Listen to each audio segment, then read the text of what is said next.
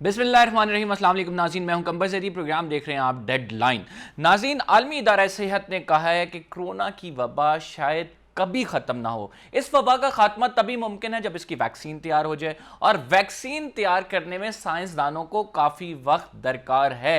ये एक दो दिन का अमल नहीं होता, बल्कि 2-4 महीने का अमल भी नहीं होता। ये सालों पर मुहित एक अमल होता है जिसके बाद वैक्सीन जो है मार्केट में आती है। दुनिया भर में लॉकडाउन के बाद जो है अब इस लॉकडाउन में नरमी आ रही है और लोग मामूलाते जिंदगी की तरफ वापस लौटना शुरू हो रहे हैं।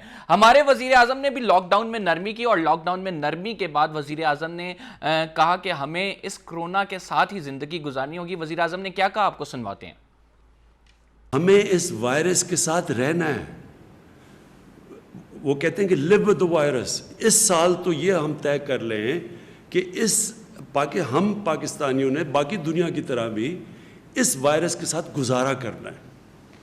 हमें पता है कि कोरोना के केसेस बढ़ेंगे अभी, लेकिन हमें यह भी पता है कि अगर हमने आज इन लोगों को रोज़गार ना देना शुरू किया तो हमें कोरोना से ज़्यादा ये लोग भूख से मरने का हमें ज़्यादा मसला बना हुआ है। 15 करोड़ लोग मुतासिर हैं लॉकडाउन से, तो वो भी उनको भी हम नौकरियां मिलते रहें, वो भी काम करते रहें, क्योंकि कोई भी हम 15 करोड़ लोगों का ध्यान नहीं रख सकते। हमारे पास वसाइल ही नहीं है। वो सिर्फ तब होगा जब इनको नौकरियां मिलेंगी, और वो नौकरियां मिलेंगी, कारोबार चलेगा। तो कारोबार जब हम खोल रहे हैं तो मैं फिर से बार बार आपसे अपील करता रहूँगा कि आपने बड़ी हमें कोरोना के साथ रहना पड़ेगा, इसी तरह अपनी जिंदगी गुजारनी पड़ेगी। दुनिया भर की मईशतें तबाह हो रही हैं, इस वजह से लॉकडाउन में नरमी आ रही है, और लॉकडाउन में नरमी के बाद हम देख रहे हैं कि लोग जब मामूलाते जिंदगी की तरफ लौट रहे हैं तो कहीं SOPs का ख्याल रखा जा रहा है जो कोविड-19 के हवाले से WHO की रिकमेंडेशंस हैं, और कहीं इनकी खिलाफ वर्जी भी की जा रही है। आज हम प्रोग्राम में डिस्कस करेंगे कि पाकिस्तान ने ये जो ऐलान किया है, आज ट्रांसपोर्ट खोलने का भी ऐलान हो गया पंजाब में, और इसके साथ हमने देखा कि शॉपिंग मॉल खोलने के हवाले से भी बातचीत जारी है। हम मामूलाते ज़िंदगी की तरफ लौटेंगे, पूरी दुनिया मामूलाते ज़िंदगी की तरफ लौट रही है। पूरी दुनिया में हो क्या रहा है, आज हमने ये जानने के लिए शराज खान साहब से इनकी तफसीलात जानेंगे। सीनियर सहाफ़ी हैं, लंदन से हमें ज्वाइन करेंगे। अरशद तनवीर साहब इटली में मौजूद हैं, ये इटली से सीनियर सहाफ़ी हैं, हमें ज्वाइन करेंगे और तफसीलात बताएंगे। साथ इनका देंगे जावेद इकबाल साहब। जावेद इकबाल साहब भी सीनियर सहाफ़ी हैं और पेरिस से हमें ज्वाइन करेंगे। नाज़रीन, इटली ने ऐलान किया है कि 3 जुलाई से वो इंटरनेशनल ट्रैवल को रिज्यूम करेगा और इंटरनेशनल फ़्लाइट्स अब आ सकेंगी। तो मैं इटली में जो हमारे सीनियर सहाफ़ी मौजूद हैं, अरशद तनवीर साहब के जानिब रुख करूंगा। बहुत बहुत शुक्रिया अरशद साहब हमें ज्वाइन करने के लिए। पाकिस्तान में हमने देखा कि मामूलाते ज़िंदगी की तरफ लोग आ रहे हैं, SOPs का इतना ख्याल नहीं रखा जा रहा, कई जगह रखा भी जा रहा है। लेकिन अगर बात करें इटली की, जो कि काफ़ी मुतासर हुआ कोरोना वायरस से और 30,000 से ज़्यादा हलाकतें हैं, तो आप क्या देखते हैं कि इटली में लॉकडाउन में नरमी के बाद अब क्या हालात हैं वहां पे? जी, बिस्मिल्लाह रहमान रहीम। बहुत शुक्रिया भाई। इटली में जो इस वक्त हालात है वो तो मैं आपको इसी नज़रिए से बता सकता हूँ जब 100 और 10%। अब मैं ये आपको अल्लाह के फज़ल करम से दावे से कह सकता हूँ कि तकरीबन जो है वो 70% रिकवरी हो चुकी है। बाकी मामूल के मुताबिक जो है यानी वो इसमें मरीज दाखिल होते हैं, लेकिन रिकवरी बहुत ज़्यादा हो रही है अल्हम्दुलिल्लाह। और इटली में जो हालात है, ज़िंदगी है, वो भी मामूल पे आ रही है। और जो नरमी के हवाले से बाकायदा अगले वीक से जो है मज़ीद कारोबारी जो शोबे उनमें भी नरमी आ रही है। और जो यानी इस महीने के एंड तक तकरीबन हर चीज़ को जो ओपन कर दिया जाएगा। इस्लामिक सेंटर को भी, यानी जिनको हम मस्जिदें कहते हैं, उनको भी जो है 18 तारीख से ओपन करने की इजाज़त है, लेकिन डिस्टेंस को और जो हिफाजती तदाबीर है उसको मेंटेन रखते हुए उसकी इजाज़त होगी। जी अर्शद साहब, लोगों का क्या रुझान देखने में आ रहा है? लॉकडाउन में नरमी हुई है तो लोग बाहर निकल रहे हैं, और लोगों में खौफ व हिरास का क्या आलम है अभी कोविड-19 को लेके, क्योंकि इटली सबसे ज़्यादा मुतासर हुआ था, तो इस हवाले से क्या कुछ देख रहे हैं आप?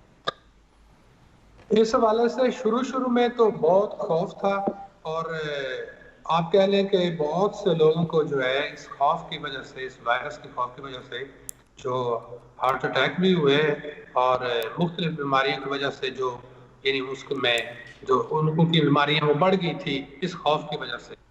तो अब जो है ज़िंदगी जो है वो मामूल पर आ रही है। और जो कि यहाँ के वज़ीर-ए-आज़म हैं जुज़ैप्पे कोंते, उन्होंने भी आवाम से अपील की है, खिताब किया और कहा है कि आपको इस वायरस के साथ रहने की जो है के लिए तैयार होना चाहिए।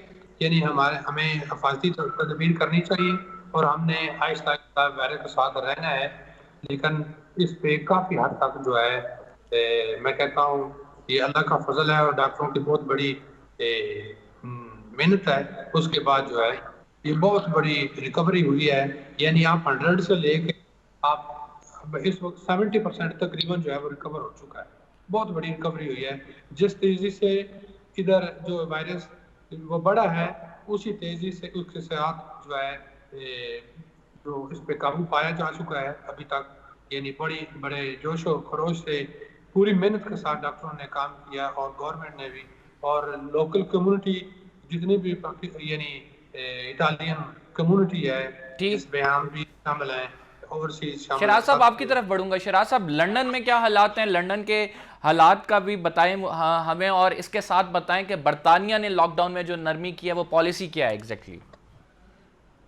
बहुत शुक्रिया याद आबरी का कमर जदी साहब। यहाँ बरतानिया में जो डेथ टोल है वो तकरीबन आज 34,000 के करीब पहुंच गया है। लेकिन जिस तरह डेथ रेट 500-600 रोजाना होता था 24 घंटों के दौरान, उससे थोड़ी सी उसमें कमी वाक़या हुई है, लेकिन नंबर जो है वो बहरहाल बढ़ रहे हैं। यहाँ पर जो क्रॉनिक डिजीज़ के जो लोग हैं उनको ये कहा गया है कि आपको 30 जून तक घर में रहना पड़ेगा। और 30 जो ऐसे लोग हैं मसलन जिनको लीवर की प्रॉब्लम है, हार्ट के डिजीज है, उनको यानी कोई ऐसी बीमारी है जो वो उसके कैरियर है, तो कम अज कम उनको 30 जून तक आइसोलेशन में रहना पड़ेगा। गवर्नमेंट की तरफ से जो वज़ीर आज़म की हिदायत है या नेशनल हेल्थ ट्रस्ट है, वो लोगों को फ़ोन करते हैं, लेटर लिखते हैं, मैसेजेस भेजते हैं कि अगर आपको होम डिलीवरी या कोई ऐसी सर्विस चाहिए जिससे आपको तकलीफ है, बाहर आप नहीं जा सकते या आप सोशलाइजिंग नहीं कर सकते किसी के साथ, तो इस हवाले से गवर्नमेंट जो है वो आपको चेस करती है। मैं यहाँ पर ये बताऊं कि लॉकडाउन में काफ़ी हद तक नरमी आ चुकी है, चूंकि ये एक ऐसी वबा है कि तो डॉक्टरों को पता चल रहा है, ना ही इसके साथ जो डील करने के लिए साइंसदान इस वक्त जो वैक्सीन तैयार कर रहे थे वो कर चुके हैं। ये हालात हैं शराज साहब, हम आपसे अभी जानना चाहेंगे कि बोरिस जॉनसन ने ऐलान किया कि हम यकदम से मुकम्मल तौर पर मामूलाते जिंदगी की तरफ वापस नहीं आ जाएंगे। हमने जितनी कामयाबियां अभी तक हासिल की हैं कोविड-19 के खिलाफ, हम उनको जाया नहीं करना चाहते। हम ग्रेजुअल प्रोसेस के साथ एक चलेंगे। अगर उस ग्रेजुअल प्रोसेस की बात की जाए तो आप किस तरह से देख रहे हैं कि बरतानिया में किस हद तक लॉकडाउन खुला है और किस हद तक अभी हम कह रहे हैं कि सख्ती बरकरार है? मेरे ख्याल में जो लॉकडाउन है कंफ्यूज है, हुकूमत भी कंफ्यूज है, अपोजिशन भी कंफ्यूज है, कोई रिस्क नहीं लेना चाहते, लेकिन एट द सेम टाइम लोग घरों में बंद हैं और खबरें सुन सुनकर एक खौफ की सी, डिप्रेशन की सी फजा है। इसको ख़त्म करने के लिए बेसिकली जो बसें हैं वो हमारी बसें तो बंद नहीं हुई, जो पब्लिक ट्रांसपोर्ट बसें थी वो तो लॉकडाउन में भी चलती रही। बाकी जो स्टोर्स थे वो तकरीबन खुल चुके हैं। अलबत्ता ये क्लोथिंग, रिटेलिंग, इस तरह के बिजनेस जो है अभी ब्यूटी शॉप्स, ये चीज़ें नहीं खुली हैं, लेकिन बाकी जो हार्डवेयर की दुकानें या जो कैश एंड कैरीज है वो तो हमेशा खुली है। लेकिन सोशल डिस्टेंसेस की जो तरजीहात हैं वो बहरहाल गवर्नमेंट की प्रायोरिटी है और इस सिलसिले में बहुत हदायत भी की जा रही है। एक ब्रेकिंग न्यूज़ है, वो ये है कि 1 जून से जो हमारे प्राइमरी स्कूल्स हैं वो खुलने जा रहे हैं। इसके ऊपर बहस चल रही है। मरहलावार अगर स्कूल खुल जाते हैं तो इसका मतलब है कि ज़िंदगी नॉर्मल हो जाएगी। इसकी बड़ी वजह यह है कि हमारी जो इकानमी है बरतानिया की, वो स्टेट बैंक ऑफ इंग्लैंड ने ये वार्न किया है कि 2008 में जो क्रेडिट क्रंच आया था उसके बाद उससे भी ज्यादा सवीयर किस्म का क्रेडिट क्रंच इस मुल्क में आएगा, बल्कि आलमी सतह पर आएगा। यहाँ पर ये बड़ी अहम डेवलपमेंट है कि जो गवर्नमेंट है वो लोकल बिजनेसेस जो है, छोटे मोटे बिजनेसेस हैं, उनको 10,000 से लेकर 25,000 पाउंड की रकम जो है वो दे रही है ताकि वो लॉकडाउन में वो बंद रहे, उनका ठीक नुकसान हो हुआ गया। है। जावेद इकबाल इसी तरह साहब की जानिब मैं आऊंगा। जावेद इकबाल साहब ने हमें पेरिस से ज्वाइन किया है। आज के प्रोग्राम का मकसद ये है कि आपको पूरी दुनिया के हालात बताएं और फिर पाकिस्तान का जायजा लें कि वजीर आजम की जानिब से ये जो डिसीजन लिया गया है कि लॉकडाउन में नरमी के बाद मामूलात ज़िंदगी की तरफ लौटा जाए, ये कितना अक्लमंदाना और दानिशवराना जो है एक डिसीजन है। जावेद इकबाल साहब आपकी जानिब आऊंगा। पेरिस में क्या हालात हैं कोविड-19 की अगर बात की जाए, और किस तरह से आप देख रहे हैं कि लॉकडाउन में नरमी को लोग क्या बाहर निकले हैं? यहाँ फ्रांस में भी कोरोना वायरस की वबा जो है जब से यहाँ पे आई है तो लोगों में एक तशवीश थी। गो के हुकूमत ने थोड़ा सा देर से जो है यहाँ पे लॉकडाउन का ऐलान किया, लेकिन बहरहाल जब लॉकडाउन का ऐलान हुआ है और लोग जो है वो अपने घरों के अंदर जो है वो ठहर गए, तमाम किस्म के कारोबार जो है वो बंद कर दिए गए। और जो हुकूमत की तरफ से SOP दिया गया था लोगों की तरफ से, उस पर काफी हद तक जो है वो अमल पैरा होते देखा गया है। अब यहाँ पे देखा जाए तो फ्रांस जो है वो यूरोप में तीसरा बड़ा मुल्क है और मजमूई तौर पे ये अब भी आज के फिगर तो मेरे पास अभी तक नहीं पहुंचे, तो ये 5वां 6ठा बड़ा मुल्क है जहाँ पे कोरोना वायरस ने जो है वो लोगों को मुतासर किया है। अब तक जो है वो 2.25 लाख के करीब जो है ना इसके मुतासरीन की तादाद यहाँ पे है। लेकिन खुशी की बात, अच्छी बात खबर यह है कि 60,000 के करीब जो मरीज हैं वो यहाँ पे सेहतयाब हो चुके हैं और 91,000 जो मरीज हैं वो अब या तो हॉस्पिटल्स के अंदर हैं या अपने घरों में ज़ेरे इलाज हैं। लेकिन मजमूई तौर पे जो यहाँ पे हलाकतें हुई हैं वो इटली स्पेन के बाद जो है यहाँ पे फ्रांस का जो है वो तीसरा नंबर है। ये 27,500 के करीब जो है वो यहाँ पे हलाकतें हुई हैं। जावेद साहब, अगर देखा जाए पूरी दुनिया भर में इस बीमारी का खौफ बहुत ज़्यादा है और उस खौफ की वजह से लोग घरों में महसूर हैं और उस खौफ की वजह से भी लोग बाहर नहीं आ रहे हैं। लेकिन अब इतने अरसे बाद जब लोग बाहर निकले हैं तो क्या SOPs जो हुकूमत की जानिब से या फिर जो वर्ल्ड हेल्थ ऑर्गेनाइजेशन की जानिब से दी गई थी उनको फॉलो किया जा रहा है? क्योंकि पाकिस्तान में मिला जुला रुझान देखने को मिल रहा है। कहीं कुछ इलाकों में ये SOPs फॉलो हो रही हैं, कई मार्केट्स में भी फॉलो हो रही हैं, लेकिन जो डेंसली पॉपुलेटेड एरिया हैं वहाँ पर ये SOPs इस तरह से फॉलो नहीं हो रही। तो अगर हम पूरी दुनिया की बात करें, खसूसन अगर पेरिस की बात करें, तो आप किस तरह से देख रहे हैं कि जो इलाके ज़रा डेंसली पॉपुलेटेड हैं या जो मार्केटें जहाँ पे रश ज़्यादा होता है तो वहाँ पे इन SOPs का वैसे ही ख्याल रखा जा रहा है जैसे कि WHO की रिकमेंडेशंस हैं? अगर आप बात करें पाकिस्तान की तो पाकिस्तान से तो काफ़ी जो है बेहतर यहाँ पे रुझान देखा गया। लेकिन जो फ्रेंच पॉपुलेशन एरिया है वहाँ पे लोगों ने बहरहाल जो है ना इन SOPs का ख्याल रखा है। और जबकि जो ऐसे इलाके जहाँ पे ज्यादातर दूसरे मुल्कों से तरक्की पजीर मुल्कों से लोग आबाद हैं वहाँ पे बहरहाल जो है वो कुछ उस तरह का ख्याल नहीं रखा गया। इसी वजह से जो है वो यहाँ पे अमवात जो है पिछले 2 माह के अंदर जो है वो काफी तेजी से ऊपर गई हैं। जावेद साहब, ये भी जानना चाहूँगा कि अभी जो आवाम की जानिब से क्या दोबारा मुतालबा तो नहीं किया जा रहा लॉकडाउन के हवाले से? क्योंकि आपने कहा कि आवाम में एक तशवीश पाई जाती है कि जल्दी लॉकडाउन में नरमी कर दी है, तो चूँकि वो वेल एजुकेटेड और डेवलप्ड कंट्रीज़ हैं तो अगर आवाम की जानिब से जिस तरह से मुतालबे किए जाते हैं उन पर अमल भी होता है और इस हवाले से जो भी बात की जाती है वो एक वज़न रखती है, तो क्या लोग जो हैं ये इस लॉकडाउन की तरफ दोबारा लॉकडाउन की तरफ जाने का कह रहे हैं या फिर लोगों के अंदर ये रुझान है कि अब इसके साथ हमने ज़िंदगी गुजारनी है? जी बिल्कुल, जिस तरह वैसे अगर देखा जाए तो जर्मनी में जहाँ पे जो कुछ एहतजाज हुए हैं और लोगों की तरफ से ये मुतालबा किया गया कि हुकूमत जो है इस लॉकडाउन को जो है या तो नरम करे और या जो मुकम्मल तौर पे ख़त्म कर दे, ऐसा पेरिस में तो देखने में नहीं आया।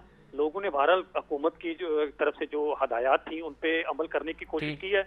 और अब जबकि 2 महीने के करीबन 2 महीने के बाद जो है ना ये लॉकडाउन अब जो है यहाँ पे कुछ शराइत के साथ खत्म किया गया, लेकिन बहरहाल लोगों की तरफ से वो खौफ डर मौजूद है। लोग एहतियात के साथ जो ना अपने कामों पे भी जा रहे हैं और अपने रूटीन के जो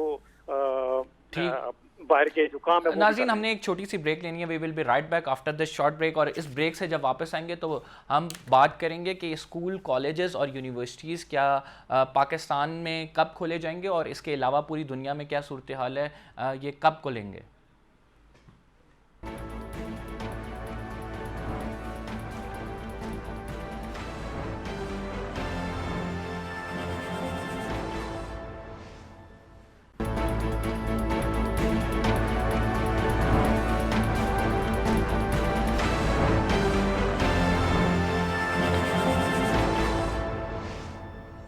वेलकम बैक नाज़रीन। और दुनिया भर में कोरोना वायरस की वैक्सीन बनाने की तैयारियां जारी हैं, लेकिन माहिरीन का ये कहना है कि ऐसा भी मुमकिन है कि कभी ये वैक्सीन बन ही ना पाए। ऑक्सफोर्ड के साइंटिस्ट माइकल राइन कहते हैं कि अगर वैक्सीन बन भी जाती है तो बड़े पैमाने पर काबू पाने के लिए इसकी बड़ी मिकदार चाहिए होगी और ये इतना आसान काम नहीं है। कोशिशें ज़रूर की जा रही हैं, लेकिन अभी तक कोई हल नहीं निकला है। इसलिए लोग आखिर कब तक लॉकडाउन में रहें। अब लॉकडाउन से लोग बाहर आ रहे हैं और लॉकडाउन में भी हुकूमतों की जानिब से नरमी की जा रही है। वैक्सीन के हवाले से बरतानिया भी कोशिश कर रहे हैं और वहाँ पे तजर्बे भी किए जा रहे हैं। हमारे साथ बरतानिया से शिराज खान साहब मौजूद हैं। शिराज साहब, वैक्सीन के हवाले से जो बरतानिया में अब आप समझ जो मामलात चल रहे हैं वैक्सीन बनाने के लिए, उसमें क्या अपडेट है? आप लोगों तक कोई अपडेट आई है कि वैक्सीन कब तक तैयार हो जाएगी? क्योंकि ऑक्सफोर्ड साइंटिस्ट की जानिब से जो स्टेटमेंट्स हम देख रहे हैं और जो लेटेस्ट स्टेटमेंट आ रहे हैं वो कह रहे हैं इतना आसान नहीं है इसकी वैक्सीन बनाना,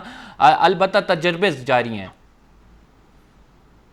खबरें सजेस्ट करती हैं कि बरतानवी साइंसदान वैक्सीन के प्रोसेस के फाइनल मरहले में और बोरिस जॉनसन ने हालिया दिनों में इस चीज को कोट किया था कि we are very need to produce the vaccine which will cure disease.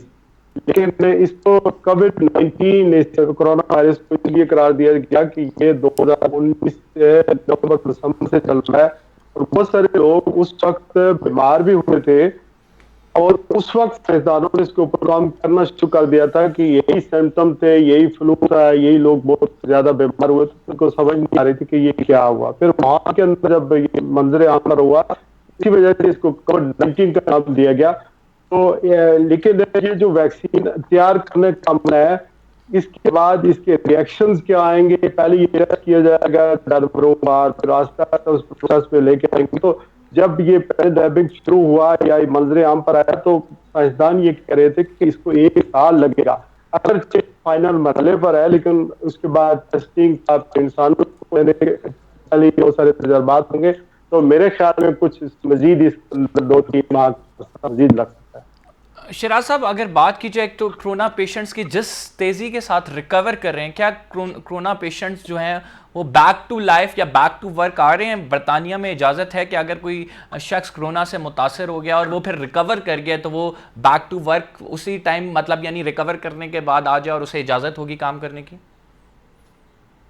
2 हफ्ते तक बिल्कुल नहीं है। उसके बाद 2 हफ्ते के बाद बुखार की जो इंटेंसिटी है वो खत्म हो जाती है, लेकिन फिर उस डिपेंड करता है कि उसके लंग्स में यानी मुतासर हुए हैं उसके। तो ये सारा प्रोसेस चूंकि मैंने खुद जो है मुझे 6 हफ्ते से 7 हफ्ते हो गए, तो मैंने तकरीबन 18 दिन में खुद बीमार हुआ, मैंने सफर किया। तो ये 18 दिन जो मेरे गुजरे हैं उसमें 14 दिन तो मुसलसल बुखार था। जिन लोगों को पाकिस्तान के अंदर जैसे मलेरिया होता है तो वो सिम्टम है, एग्जैक्टली सर्दी लगती है, बदन टूटता है और बहुत ज्यादा बुखार होता है जो 40, 41, 37 प्लस आता है। तो ये इसके सिम्टम है। लेकिन वरिंग सिचुएशन ये है, जो एक अमेरिकन रिपोर्ट रिसेंटली आई है वो ये सजेस्ट करती है कि कोरोना वायरस से जो लोग रिकवर करते हैं उसमें से मोर लाइकली, अभी चूंकि टेस्टिंग का हमारे लिवर या किडनीज ये जो बाकी चीजें इसको येट टू बी, चूंकि हमारे यहाँ टेस्टिंग का जो नॉर्मल सर्जरीज है वो भी सस्पेंडेड है, सिर्फ इमरजेंसी को वो डील कर रहे हैं। तो मेरा कहने का मकसद ये है कि अभी ये सारी टेस्टिंग होनी बाकी है, लेकिन जो अमेरिकन रिपोर्ट सजेस्ट करती है वो ये है कि कोरोना वायरस आपके दिमाग पे असर करती है, यानी आप जब चलते हैं हो सकता है आप रिकवर हो गए हो, बिल्कुल नॉर्मली रिकवर हो गए। जावेद इकबाल साहब, मैं आपकी तरफ आऊंगा। आप क्या बॉडी देखते हैं कि कब ये फ्रांस में जो है स्कूल खुलने, स्कूल कॉलेजेस खुलने का ऐलान बाकायदा तौर पे होगा, और इस हवाले से क्या कोई पॉलिसी बनाई गई है? ये 1 जून को प्राइमरी स्कूल खोले जा रहे हैं, लेकिन इस पर डिबेट चल रहा है, लेकिन गवर्नमेंट ने अपनी इंटेंशन जाहिर कर दी है। इसके अलावा जो ये छोटे बच्चे जो हैं ये टेस्ट करेंगे कि ये एकदम अगर सारे स्कूल खुल गए, कॉलेज खुल गए, तो जिंदगी तो नॉर्मल हो जाती है। यहाँ जो चहल पहल है, जो वर्क फुली स्विंग का है, जिस तरह हम आगे बढ़ सकते हैं, ये स्कूलों के खुलने के बाद ही देखा जा सकता है। तो मरहलावार कोशिश कर रहे हैं कि सोशल डिस्टेंसेस के साथ जो है हम छोटे बच्चों को मैनेज करें और बच्चे चूंकि घरों में बंद हैं। इसके अलावा जो लेजर एक्टिविटीज है वो भी ओपन हो गई है। काम के लिए बोरिस जॉनसन ने ये कह दिया है कि आप काम अगर घर से कर सकते हैं तो घर से करें, अगर काम पर जा सकते हैं तो काम पर जाएं, लेकिन ये कि या पैदल जाए या फिर साइकिल इस्तेमाल करें। और लंदन में तो बाकायदा ये लोग इस्तेमाल कर रहे हैं, लेकिन दूर दराज इलाकों में जो लोग सफर कर रहे हैं वो या तो अपनी कार पे जाएं या फिर पब्लिक ट्रांसपोर्ट से बसें चलो हैं। यहाँ ट्रेन का या अंडरग्राउंड का जो निजाम है उससे जिंदगी रवान होती है।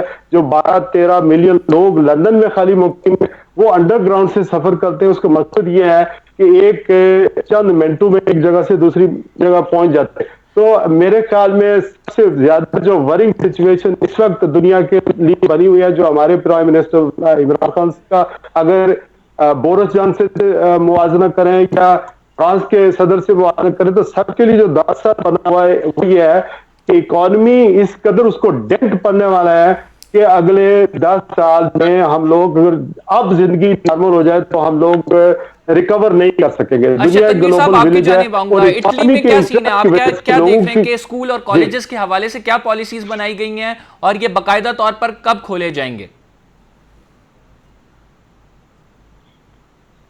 अच्छा साहब, आप मेरी आवाज सुन पा रहे हैं? जी, जो स्कूल के हवाले से है वो तो गवर्नमेंट ने तकरीबन शुरू में ही कह दिया था कि वो अगले साल तक बंद होंगे, लेकिन क्योंकि रिकवरी बहुत तेजी से जारी है, शायद के अगले महीने में इसके लिए कोई डिबेट हो, लेकिन इसका कोई भी हतमी फैसला अभी तक नहीं किया गया कि हम ये इस साल के जो है एंड तक। और बड़े शॉपिंग सेंटर्स और शॉपिंग मॉल्स वो खोल दिए गए हैं? शॉपिंग मॉल जो है वो उम्मीद की जा रही है कि अगले वीक से खोले जाएंगे। जहाँ तक ताल्लुक है जो हम कह रहे हैं इस्लामिक सेंटर का और मस्जिदों का, वो 18 तारीख से जो है उसको तकरीबन यानी ओके की रिपोर्ट दे दी चुकी है कि तमाम जो इबादत गाहें हैं वो हर मजहब अपना खोल सकता है, लेकिन उसके भी जो है उन्होंने ये जो हद रखी है, यानी आपने सोशल डिस्टेंस रखना है और उसके अलावा जो भी हिफाजती तदाबीर है उसको आपने लाजमी करना है। उसके बगैर ये मुमकिन नहीं होगा।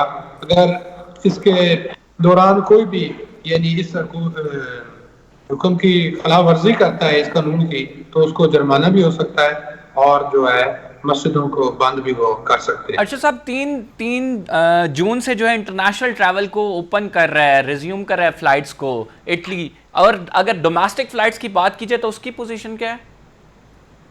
अभी तक जो है वो कुछ स्पेशल फ्लाइटें जो है वो आ रही हैं और जो है फर्स्ट यानी अगले महीने के शुरू से बिल्कुल जो है ओपन हो जाएगा, और अगले वीक से कुछ जो फ्लाइटें वो भी शुरू हो जाएंगी, और जो पाकिस्तान से खसूसी तियारा आ रहा है वो भी अगले वीक में आ रहा है, जो कि डेड बॉडीज हैं पाकिस्तानी। यहाँ बहुत सी अमवात हुई हैं कुछ एक्सीडेंट से और जो कोरोना वायरस के हवाले से जिनको थी ये बीमारी, उनकी भी डेड बॉडी। एक और इशू है कि वहाँ पे जो पाकिस्तानी जो कोविड-19 की वजह से जो हैं वो फौत हुए हैं, उनके जनाजे के हवाले से भी काफ़ी सोशल मीडिया पे क्या सराहियाँ चल रही थी और काफ़ी ज़्यादा उस पर डिबेट हो रही थी, क्योंकि वो वतन वापस पाकिस्तान लाना चाह रहे थे लेकिन उन्हें इजाज़त नहीं थी। लेकिन चूंकि अब फ्लाइट ऑपरेशंस रिज्यूम होना शुरू हुए हैं, तो इसकी क्या सूरत हाल है कि जो एक तो वहाँ पर तदफीन कर दी जाती थी वो किस तरह होती थी, और अब जो लवाहिकीन यहाँ पर लाना चाहते हैं पाकिस्तान, उनको इजाज़त होगी हुकूमत की जानिब से? जी बिल्कुल, वो तो इंटरनेशनल फ्लाइट से बंद थी, इस वजह से जो है उनको ले जाना नामुमकिन था पाकिस्तान में, लेकिन ऐसा कोई इशू नहीं था। हमने जनाजे खुद पढ़ाए हैं, यानी डिस्टेंस सोशल रखकर, हिफाजती तदबीर करके। लेकिन जो हम नॉर्मल रूटीन में हम जो हमारी यानी तादाद जो होती है जमा जनाजों में, उतनी इजाजत नहीं थी। लेकिन कुछ बंदे जो है वो जनाजा अदा कर सकते थे, बल्कि आप उसको गुस्ल का भी जो है तयम्मुम के जरिए कर सकते थे। ऐसी कोई बात नहीं है।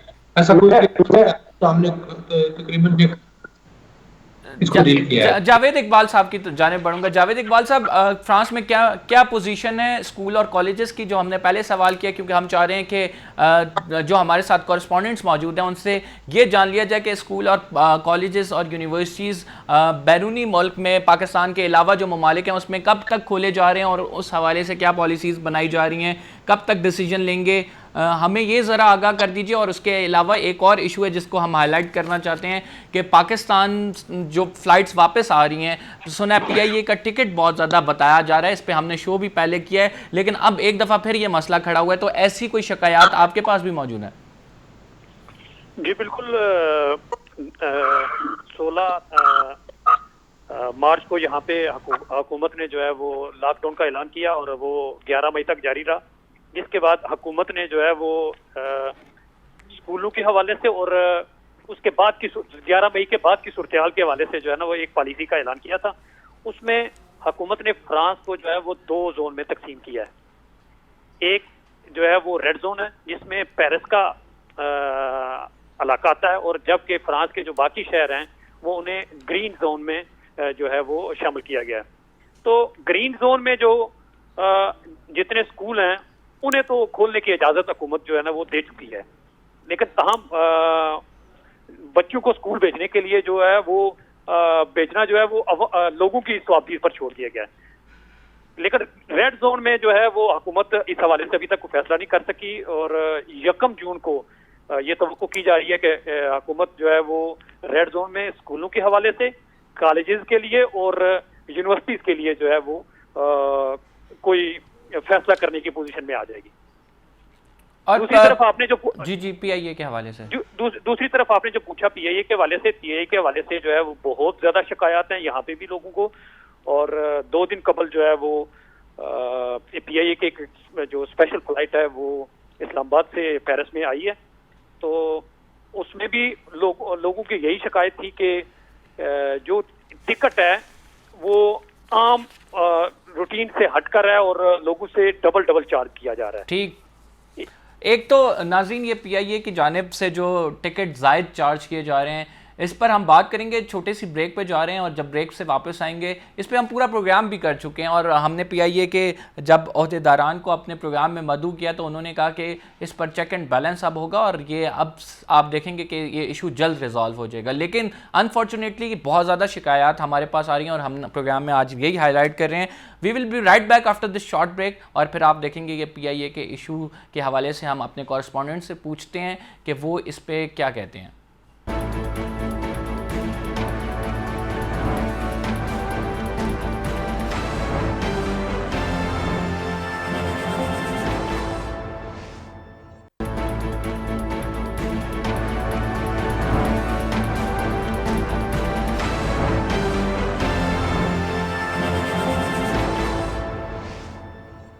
वेलकम बैक नाज़रीन। और जो बैरून मुल्क पाकिस्तानी वापस आना चाह रहे हैं पाकिस्तान अपने वतन, तो उनसे बहुत ज़्यादा किराए चार्ज किए जा रहे हैं और इसमें बड़ा सिफारिश का अमल भी किया जा रहा है। हम देख रहे हैं कि इसकी शिकायत सोशल मीडिया पे तवातुर के साथ रिपोर्ट हो रही हैं, और अमेरिका से जो आने वाली फ़्लाइट है PIA की जानिब से उसका टिकट जो फ़रोग किया जा रहा है वो $2000 का किया जा रहा है, जबकि आम दिनों में $1400 का रिटर्न टिकट मिल जाता है।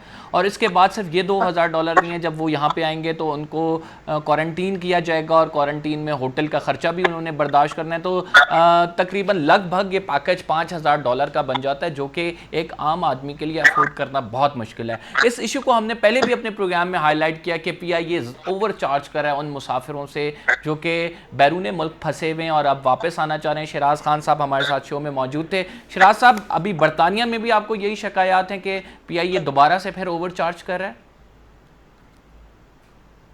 ये तो हमेशा का मसला ही रहा है कि ओवरसीज पाकिस्तानी के साथ, आपको पता है, अदारे हमारे नाराज हो जाते हैं। यहाँ बैठकर हम जब पाकिस्तान के कौमी अदारों पर, खास करके कौमी एयरलाइन पर एतराज करते हैं तो बहुत सारी प्रॉब्लम होती है। प्रॉब्लम्स हमारे अंदर भी है चूंकि हम कोऑपरेट नहीं करते। आप देखें, एक बात की मैं तौसीक कर दूं, अरशद तनवीर किदर साहब ने इटली से कहा कि कोविड-19 की जो डेथ हुई उसकी डेड बॉडीज गवर्नमेंट पाकिस्तान लेके जाने की इजाजत देगी। ये कोई भी गवर्नमेंट जो यूके की है या यूरोप की है, ये इसका इजाजत नहीं देती। डेड बॉडीज जो है उसकी डेड बॉडीज लेके जा सकते हैं, ये फ्री लेके जाता है। ये चौधरी शहजाद जब वजीर आजम थे तो अल्लाह भला करे उन्होंने इसकी इजाजत दी थी। लेकिन जो लोग PIA के जरिए डेड बॉडीज पाकिस्तान लेके जाते हैं, उनसे मैं ये रिक्वेस्ट भी करता हूँ, मैंने इस पर लिखा भी है, बोलता भी हूँ कि यहाँ कदम कदम पर हमें सहूलतें हासिल हैं, हम लोग यहाँ तदफीन कर सकते हैं।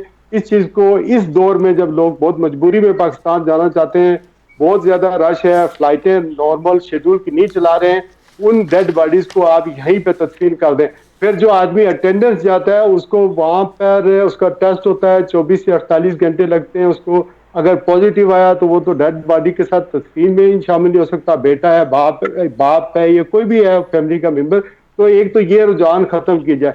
दूसरी बात जो मैं अभी आपको बताने वाला हूँ, यूके से एक फ्लाइट 18 तारीख को लाहौर जा रही है। पिछले प्रोग्राम में भी मैंने आपको फ्लाइटों के बारे में कहा था, इसमें भी डेड बॉडीज है, इसके अंदर भी डेड बॉडीज है। 250 का जो इसके अंदर लोग हैं, और ये फ्लाइट शेड्यूल नहीं होती, ये हमें अपने इंटरनल सोर्सेज से पता चलता है। और इसको फाइनलाइज जो है वो सिर्फ और सिर्फ पाकिस्तान हाई कमीशन लंदन या दुनिया में जितने भी सफारत खाने हैं, वो पेरिस हो कहीं भी हो, वही फाइनलाइज ये तो ओवर चार्ज कर रहा है, लेकिन पाकिस्तानी सिफारत खाने में अमला आपके साथ ताउन कर रहा है या नहीं? वो पाकिस्तानी सिफारत खाने में जब आप ये शिकायत लेके जाते हैं तो वो आपको रिस्पॉन्ड करते हैं और क्या कहते हैं फिर?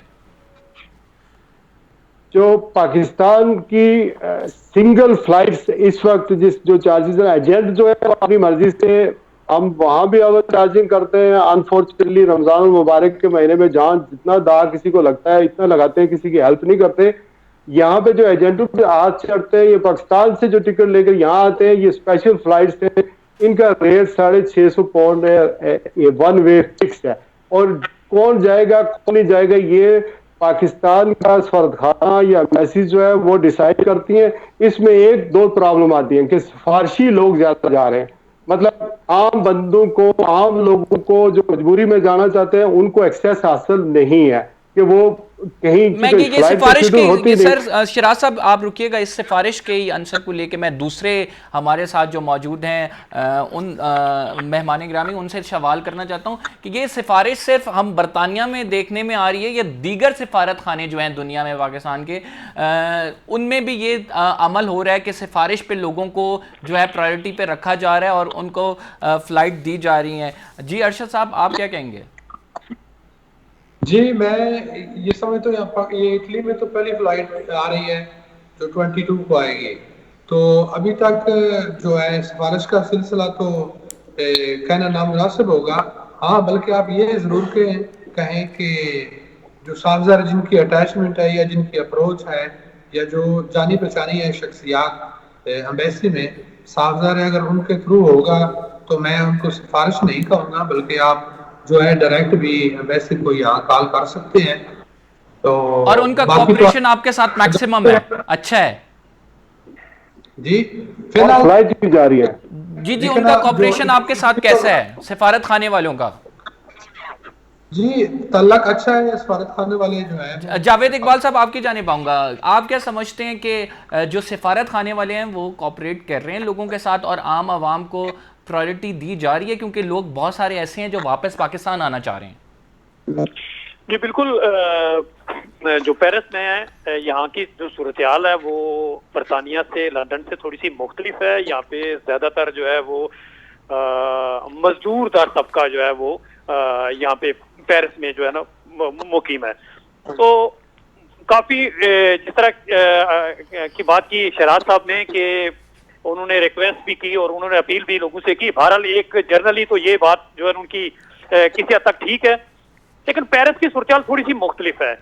बरतानिया में क्योंकि मुख्तलिफ फैमिलीज कुछ दहाइयों से रह रही हैं और वो एक लंबे अरसे से यहाँ पे रिहाइश पजीर हैं, इसलिए को अगर कोई शख्स फोत हो जाता है तो उसे अपने मुल्क में मुंतकिल करना उनकी एक ख्वाहिश हो सकती है, उन्हें अपने मुल्क से प्यार हो सकता है, लेकिन वो उनकी जो बाकी फैमिली है, बाकी जो लोग हैं वो सारे बरतानिया के अंदर ही रह रहे हैं, लेकिन पेरिस में यहाँ पे जो है वो ज्यादा फैमिलीज नहीं है, यहाँ पे ज्यादातर मजदूरदार तबका है, वो लोग हैं जो अपने मुल्क से यहाँ पे रोजगार के सिलसिले में मुंतकिल हुए और फिर उनके खानदान वाले पीछे हैं। जब ये कोरोना वायरस की वबा आई तो एक तशवीश थी यहाँ के लोगों को भी। तो जावेद इकबाल साहब, इसमें एक बड़ा सवाल फिर ये पैदा होता है कि कौंसिल खाने वाले ऐसे अफराद जो कि इतने ताकतवर भी नहीं है फाइनेंशली, उनको फिर हेल्प आउट करती है, उनकी मदद करती है इस मुश्किल हालात में, being a citizen of Pakistani? नहीं, शिकायत तो हैं। पिछले दिनों जो फ्लाइट आई है 14 तारीख को, उसकी बुकिंग के हवाले से ये बताया गया था कि बराह रास्त PIA के बजाय सफारत खाने ने जो है वो लोगों से रजिस्ट्रेशन मांग ली थी कि वो लोग जो वापस पाकिस्तान जाना चाहते हैं वो सफारत खाने में अपना जो है वो अपना नाम लिखवाएं। अब ये कुछ चीजें ऐसी हैं कि जब आप अपने हाथ में सारा कुछ रखना चाहते हैं तो इसका मतलब है कि एक अदारा मौजूद है इंडिपेंडेंट, जो है वो लोग जैसे आम दिनों में टिकट लेते हैं और अपने मुल्क में चले जाते हैं और अपने मुल्क से जो है ना वो किसी दूसरे मुल्क में जहाँ पे वो रह रहे हैं, जहाँ पे वो बरसरे रोजगार हैं, तो कुछ शिकायत हैं। स्पेसिफिक तो कहना जो है ना वो थोड़ा सा मुश्किल है। लोग आवाज उठाते हैं सोशल मीडिया के ऊपर और यहाँ मुकामी यहाँ पे मीडिया ने भी जो है वो इस हवाले से आवाज उठाई है। ठीक हो गया। हम प्रोग्राम के वाइंड अप की तरफ आते हैं। शहराज साहब आपकी तरफ जाने पाऊंगा, प्रोग्राम के वाइंड अप की तरफ आ रहे हैं और प्रोग्राम के वाइंड अप की जानिब आते हुए मैं आपसे ये सवाल करना चाहूंगा कि पहले की जिंदगी और अब कोरोना डेज में जो जिंदगी है और जो अब मामूलात जिंदगी की तरफ लोग वापस आ रहे हैं, तो इसमें कितना डिफरेंस आप देख रहे हैं?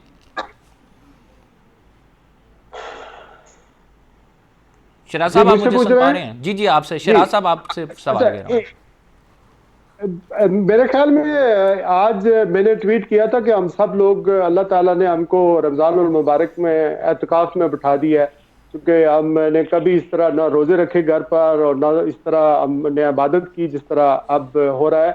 मेरे ख्याल में हर कोई फेडअप है। हमारे नौजवान ऑलरेडी इस वक्त जो बरतानिया में, तो हमारा जो शहर है कई, वो तो ऐसा ही था जैसे घर में पाकिस्तान में आदमी रावलपिंडी में या कराची में या गेमा गेमी में जहाँ के शहर है वहाँ पर रह रहा हो, यहाँ अफ्तारियाँ होती थी, मसाजिद में चॉइस होती थी। जिस शहर में मैं रहता हूँ छोटी मोटी कोई तकरीबन 35 मसाजिद है और अपने अपने मतलब मसलक के एतबार से अपने अपने तरीके से लोग कोई किधर जा रहा है पता ये चल रहा था कि हम अपने ही मुल्क के अंदर हैं, लेकिन वो सारा निज़ाम जो है वो सब बिल्कुल दरम बरम हो गया है। एक दो चीज़ों की मैं करेक्शन कर दूँ। एक तो ये जो PIA के हवाले से मैं बात कर रहा था या सफारत खानों के हवाले से, शहराज साहब हमारे पास टाइम बहुत मुख्तसर रह गया, हम आपको इंशाल्लाह ताला अगले प्रोग्राम में लेंगे तो आपसे पूरा पॉइंट ऑफ व्यू भी ले लेंगे।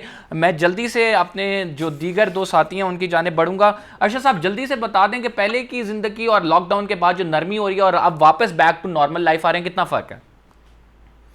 साहब ज़रा बहुत ज़्यादा फ़र्क है। यानी लोग डरे हुए हैं और अभी अपने आप को गैर महफूज समझते हैं, लेकिन जो है लोगों की मजबूरी है काम करना और गवर्नमेंट के बस का नहीं लोग कि वो इसको और ज्यादा जो है लॉकडाउन रखे। नाज़रीन ये हुकूमत की भी मजबूरी है और लोगों की मजबूरी भी है कि वो जिंदगी में वापस आएँ, बैक टू नॉर्मल लाइफ में आया जाए और इसके लिए लॉकडाउन में नरमी की जा रही है। लेकिन इस लॉकडाउन में नरमी के साथ ही हुकूमत की जानिब से ये हिदायत भी दी गई हैं कि SOPs को फॉलो किया जाए ताकि जो है मईशत का पहिया भी चल सके और आप अपने आप को भी महफूज रख सकें। कंबर ज़ैदी को इजाज़त दीजिए, इंशाल्लाह अगले प्रोग्राम में आपसे मुलाकात होगी। अल्लाह हाफ़िज़।